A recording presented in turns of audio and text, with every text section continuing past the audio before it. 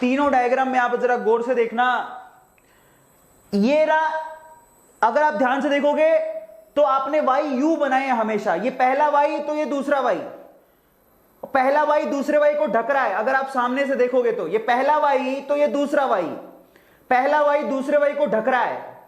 आया समझ में? पहला वाई दूसरे वाई को ढक रहा है। हर डायग्राम में आपने ऐसा ही किया है, जरा आप चेक करो।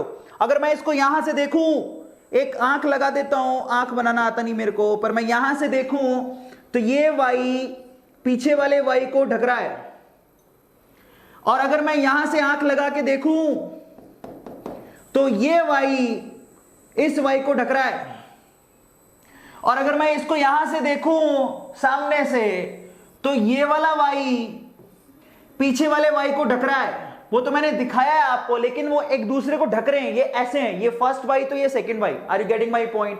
ये फर्स्ट वाई तो ये सेकंड वाई। जब आगे वाला वाई पीछे वाले वाई को ढक रहा हो तो ऐसी स्ट्रक्चर इक्लिप्स स्ट्रक्चर कहलाती है। क्या कहलाती है? इक्लिप्स, इक्लिप्स स्ट्रक्चर कहलाती है। मतलब यहां पर ओवरऑल एंगल 0 डिग्री है। अगर आप ध्यान से देखोगे तो this angle is actually 0 degree. आया समझ में? क्योंकि वो एक दूसरे के पैरेलल है। जब एक वाई दूसरे वाई से पैरेलल हो तो एंगल 0 डिग्री होता है, उसको इक्लिप्स कहते हैं। तो ये भी इक्लिप्स बनाया, ये भी इक्लिप्स बनाया, और ये भी इक्लिप्स बनाया। आया समझ में?